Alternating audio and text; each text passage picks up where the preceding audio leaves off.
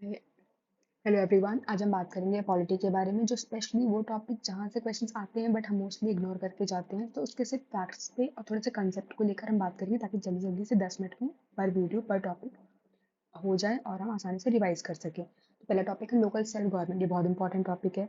इसमें मोस्टली पूछता क्या है कि कौन से एरिया में आपका ये लगता है, जैसे फिफ्थ सिक्स शेड्यूल है तो आपका कौन सा एरिया आ जाएगा, पैसा कहाँ लगता है, कौन सी कमिटीज़ बनी थी, कमिटी को सीक्वेंस में अरेंज कर दो, कहाँ पे आपका ब्लॉक लेवल की बात हुई थी, कहाँ पे 2 टियर गवर्नमेंट की बात हुई थी, कितने प्रोविजंस हैं, कौन से वॉलंटरी हैं, कौन से नहीं है। ये सब चीज़ों को हम बात करेंगे, ठीक है।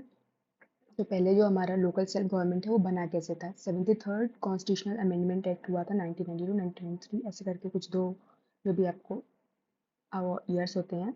उसके बाद उसमें कौन कौन से जगह पे ये आपका एप्लीकेबल नहीं होता, जो 73rd के प्रोविजन है वो कहाँ कहाँ एप्लीकेबल नहीं होता। तो नागालैंड, मेघालय, मिजोरम और फिफ्थ सिक्स, यहाँ पे जो है फिफ्थ सिक्स शेड्यूल एप्लीकेबल होता है, ठीक है। कमिटीज कौन कौन सी बनी थी, Balwant Mehta, Ashok, GBK Rao, L M Singhvi.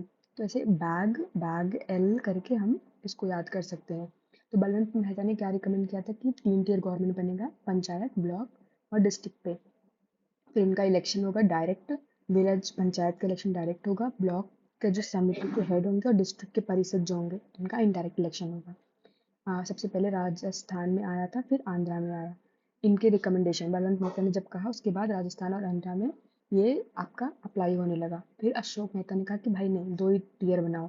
फिर जीबीके राव ने कहा कि 2 टियर नहीं बनेगा, फिर से हम 3 टियर पे आते हैं और इनका रेगुलर इलेक्शन भी कराएंगे। जिला परिषद होगा और ये प्रिंसिपल बॉडी होगा डेवलपमेंट के लिए, उन्हें जिला परिषद का बताया था। फिर एल एन सिंघवी ने कहा कि इसको कॉन्स्टिट्यूशनल का दर्जा दे दो और इसमें एक ट्राइब्यूनल भी बनाओ, ठीक है, जजमेंट के लिए, और फ्री फेयर इलेक्शन होना चाहिए। तो जो है यहाँ से यहाँ तक का ये कमिटीज़ का हमने देख लिया। अब बात करते हैं कि इसमें है क्या। ये जो है हमारा 11th सॉरी 9th पार्ट में आता है, 11th शेड्यूल में आता है। इसमें 29 आइटम्स हैं, जिसमें कि बात किया गया है कि 243 ए से 243 ओ तक के आर्टिकल्स में दिए हैं। इसमें होगा कि एक ग्राम सभा होगा आपका, जहाँ पे सारे अबव 18 के एज के ऊपर लोग एलिजिबल होंगे। वो ऑडिट भी कर सकते हैं पंचायत का। ऑडिट से मनरेगा का ऑडिट होता है ना, पता चलता है कि यहाँ पे घाटा हुआ है, ठीक है। ये चेक करते हैं बेनिफिशरीज को, पीडीएस में ये लोग छूट गए हैं तो उनका नाम ऐड करा दिया जाए। इसमें ये 3 टियर होगा, विलेज, ब्लॉक, डिस्ट्रिक्ट। अगर पॉपुलेशन 20 लाख से कम है तो ही ब्लॉक बनेगा, ठीक। और अगर पॉपुलेशन 20 लाख से ज़्यादा है तो ब्लॉक बनेगा, वरना नहीं बनेगा, सॉरी।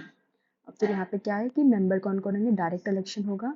चेयरमैन जो होगा वो स्टेट गवर्नमेंट डिसाइड करेगा। ब्लॉक पे इनडायरेक्ट इलेक्शन होता है, डिस्ट्रिक्ट पे भी इनडायरेक्ट इलेक्शन, मतलब जो ये लोग होते हैं ना आपस में ही मिलके सिलेक्ट कर लेते हैं, पर यहाँ का जो हेड होता है उसको सब डायरेक्टली वोट करके सिलेक्ट करते हैं। तो इसमें क्या है, सीट रिजर्व होती है एस सी एस टी के लिए according to population. Population 1/3 seat women के लिए रिजर्व होती है, जो women S C S T होती है वो भी इसी के अंदर आ जाती हैं।